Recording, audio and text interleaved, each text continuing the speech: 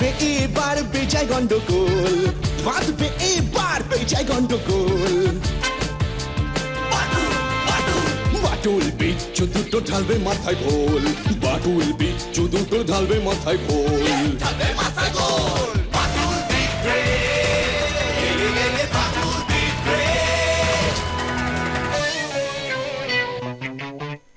বাচ্চু বিচ্ছু আর হবো হাতি, বাটুলের কাছে তোরা খাবি লাথি। বাচ্চু বিচ্ছু আর হবো হাতি, বাটুলের কাছে তোরা খাবি লাথি। ছুটে গিয়ে তেরে ফুরে ব্যাক খুশি মেরে মুড়ে করে দেবে রোল রোল রোল। বাচ্চু বিচ্ছু ওরে ফাটবে এবার ঢোল, বাচ্চু বিচ্ছু ওরে ফাটবে এবার ঢোল। বাটুল দিবে বাটুল দিবে।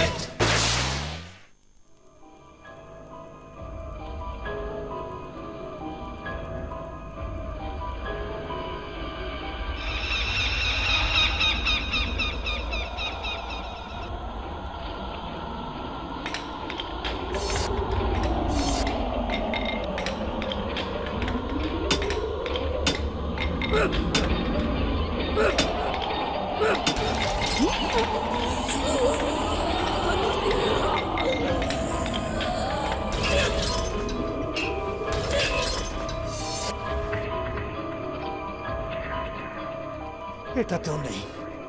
ওহ, এই লাশটাতেও নেই রে। সব কটা কফিন ভেঙে দেখ, এগুলোর মধ্যে আছে নিশ্চয়ই। এই নিয়ে তো সাহেবগঞ্জের কোনো কবরখানাই বাদ রইল না। হাজার পাঁচেক কফিন ভাঙলাম। পাক্কা খবর এখানেই পাবে, ভালো করে খোঁজ। পেয়ে গেলে যে আমাদের সারা জীবনে ঘিল্লে হয়ে যাবে। কত লক্ষ টাকা দাম হবে জানিস জিনিসটার? খোঁজ কর, ভালো করে খোঁজ কর।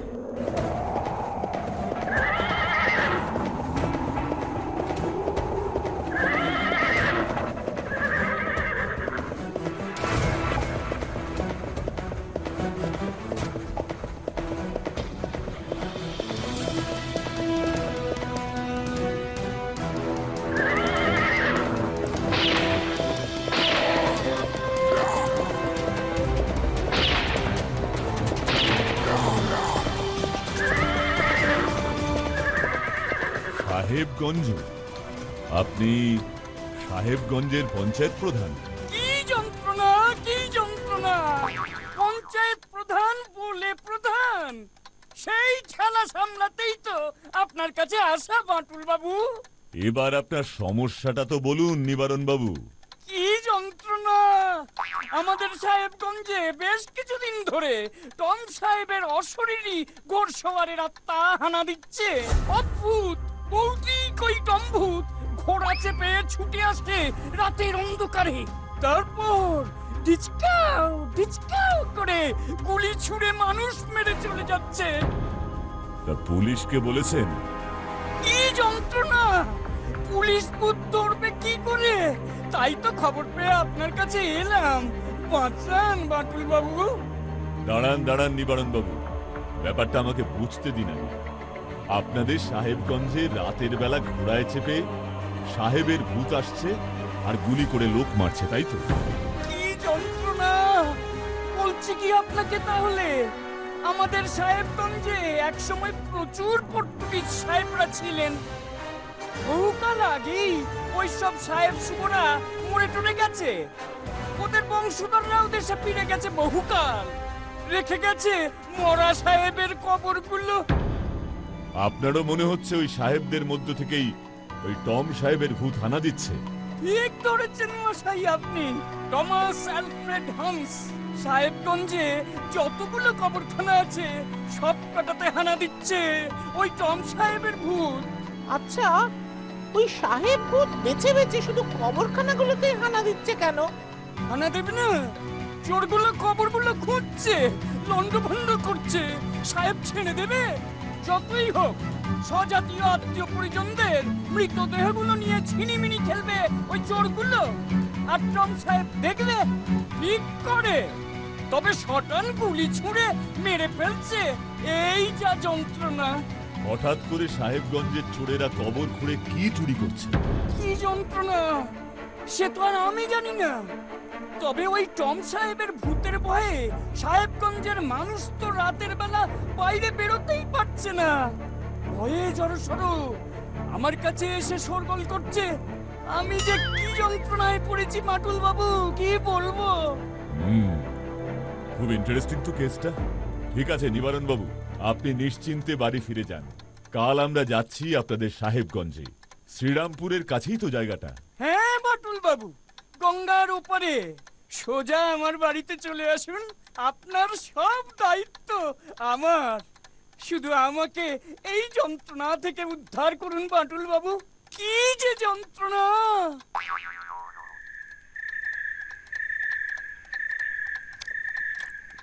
মাটুলিরা সাহেবগঞ্জের কেসটা নিয়ে কিছু ভাবলে?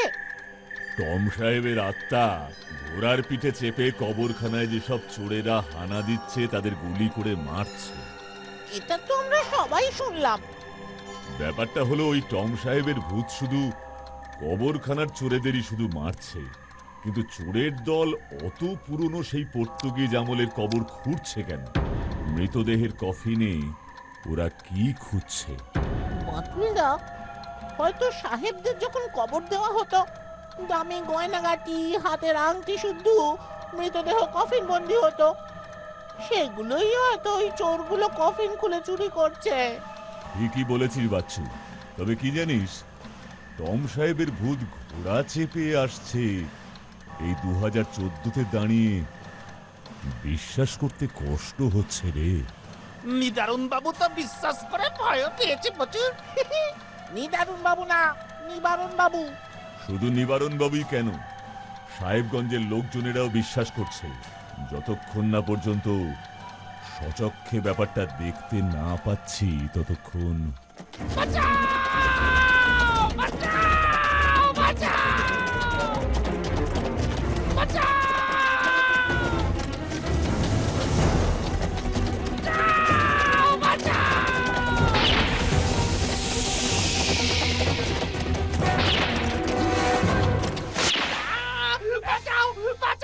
টম সাহেব আমাকে মেরে ফেললো গো!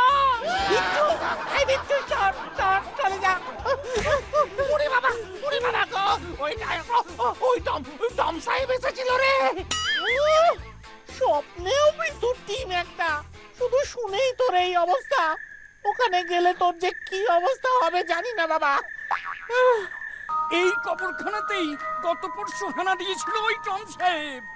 এই তল্লাটের জাবরেল 3টে দাবি ডাকাতকে খতম করে দিয়েছে। মাটুলিয়া, এই দেখো কি পেয়েছি। বুলেটের খোল। আমাদের দেশের কোম্পানিতে তৈরি খাঁটি দেশি বুলেট।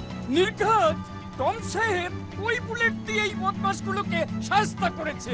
নিবারণ বাবু, চলুন এবার আমরা ফিরে যাই। এখানকার কাজ আপাতত শেষ।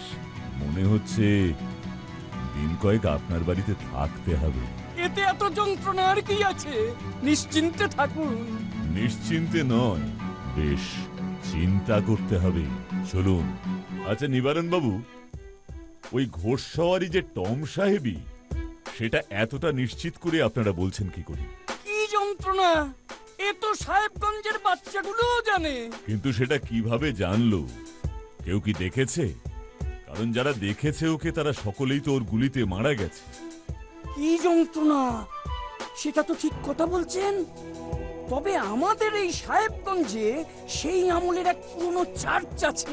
সেই চার্চের বুড়ো পাত্রীর সঙ্গে একবার মোলাকাত হয়েছিল ওই টম সাহেবের আত্মা। কেন?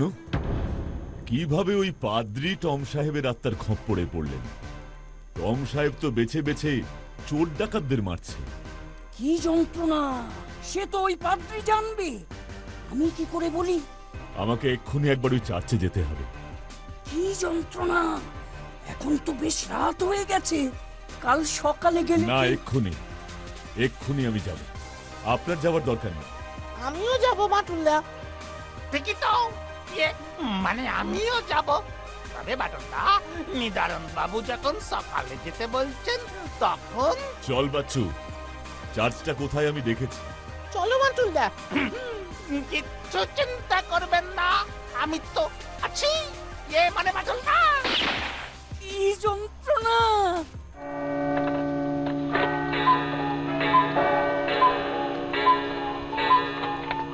বাটুলদা, এত ঘড়ি, ঘড়িগুলো দেখো কেমন অদ্ভুত ধরনের। সময় সম্পর্কে খুব সচেতন মনে হচ্ছে ওই পাদ্রী বুড়ো। মাটুলদা, চার্চের পাহারাদার সেই যে আমাদের এই ঘড়ি ঘরে ঢুকিয়ে চলে গেল। পাদ্রী সাহেবের তো এখনো দেখা নেই। ও মাটুলদা, আসবে তো?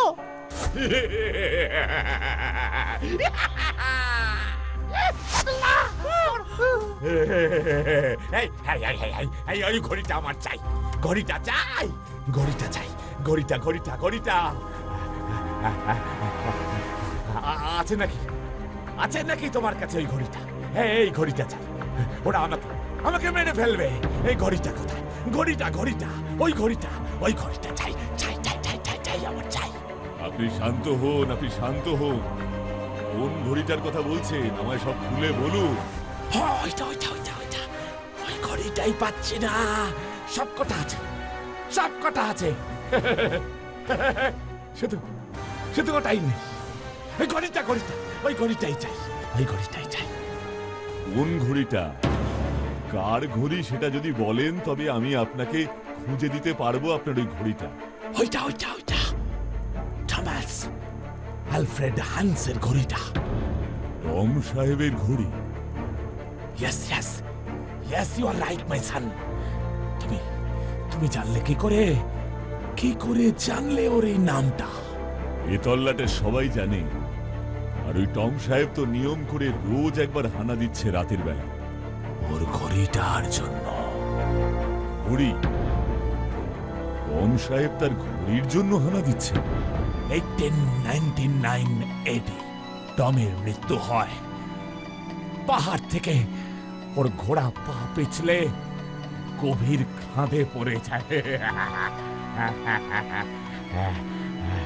টম ছিল এক সাহসী সোলজার।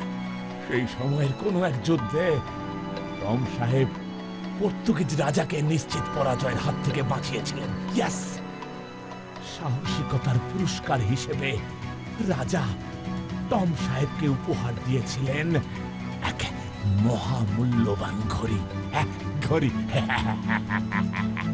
এত বছর পর টম সাহেবের আত্মা সেই ঘড়িটার খোঁজ করছে কেন?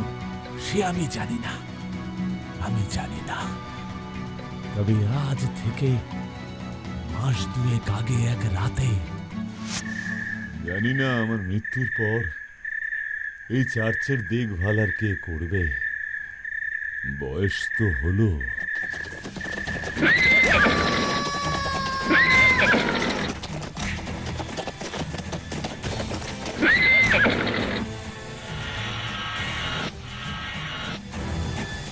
আমি টমাস অ্যালফ্রেড হান্স 1860 ওয়ারে জিতে কিং টটমুন্ড যে ঘড়িটা দিয়ে আমাকে অনার করেন, সেই ঘড়িটা আমার সঙ্গে কফিনে দেওয়া হয়নি। ওটা কোথায়? ওটা ছিল আমার সোলজার লাইফের হাইয়েস্ট অনার। ওটা আমার চাই, নয়তো আমি তোমাকে গুলি করে মেরে ফেলবো। আমি আবার আসবো নেক্সট ফুল মুন নাইটে। তোমরা চার্চে কতদিন ধরে পাহারাদারের চাকরি করছো? না বাবু, আমি বছর 2, আর ও আমার ওই মাস 6 আগে কাজে লেগেছিল। শুনলাম তোমরা নাকি ওই দিন রাতে পাদ্রী সাহেবকে টম সাহেবের হাত থেকে উদ্ধার করেছিলে। আগে হুজুর করেছিলাম বই কি। তোমরা নিজেরা কখনো ওই টম সাহেবকে দেখেছো? না বাবু, আমরা তো গিয়ে বাবুকে প্রায় অজ্ঞান অবস্থায় মাটিতে পড়ে থাকতে দেখি। সাহেবের আত্মা তো তার আগেই হাওয়ায় মিলিয়ে গিয়েছিল। তারপর কি করলে? ছুটলাম কিঙ্কর ডাক্তারের কাছে। নেহাত পাদ্রী সাহেবের এই অবস্থা, তাই অত রাতেও তিনি ছুটে এলেন। কিঙ্কর সমাজপতি, জেলা হাসপাতালের ডাক্তার। তার মানে ওই রাতে আরো একজন চার্চে এসেছিল, ডাক্তার কিঙ্কর সমাজপতি। বুড়ো বয়সে ভীমরতি যাকে বলে, নার্ভাস ব্রেকডাউন, সব সময় এখন এই পাত্রী টম সাহেব নাকি একজন তার আত্মাকে দেখছে আর ঘড়ি ঘড়ি করে চিৎকার করছে? তার মানে আপনি বলতে চাইছেন ওইসব টম সাহেবের আত্মা টাত্মা সব ওনার মনের ভূত? তবে এই সাহেবগঞ্জে বেশ কিছু লোকের যে মৃত্যু হয়েছে ওই আত্মার বন্দুকের গুলিতে, সেগুলো কে দেখতে গেছে বলুন তো মশাই? একমাত্র ওই পাদ্রী সাহেবকেই নাকি ওই টম সাহেবের আত্মা এসে বলে যাচ্ছে যে ওর ওই ঘড়ি না পেলে সবাইকে মরতে হবে, তাই যারা চুরি করতে যাচ্ছে তারাও মরছে। কিন্তু টম সাহেব তো নিজেই বলেছেন যে ঘড়িটা ওর সঙ্গে কফিনে দেওয়া হয়নি। তাহলে লোকজন পুরনো ওইসব কফিন খামোকা খুঁজতে যাচ্ছে কেন? যদি পায় এই আশায়, বা হয়তো টম সাহেবের কফিনে আরো অন্য কিছু দামি সামগ্রীর লোভে। তাকে কোথায় কবর দেওয়া হয়েছিল এটা কি খুঁজে বার করা সম্ভব, তাও এত বছর আগে? বাহ, একদল কফিনে কফিনে ঘড়িটা খুঁজে বেড়াচ্ছে আর পাদ্রী সাহেব চাচ্ছে ঘড়িটা খুঁজছে। তার সঙ্গে আপনারাও যোগ দিয়েছেন দেখছি। তবে ঘড়িটার খোঁজে নয়, ঘড়ির মালিক ওই টম সাহেবের খোঁজে। এই যা পার্থক্য। ধন্যবাদ ডাক্তার, পরে দরকার হলে আবার আসবো। বাটুলদা, এই টম সাহেবের কেসটা সত্যি বড্ড বেশি রকমের রহস্যজনক। আজকে রাতেই অনেকটা বোঝা যাবে মনে হচ্ছে। তার মানে তোরা ঘরেই থাক, আমি একটু বাজারের দিকটায় যাচ্ছি, একটা জিনিস কিনতে হবে।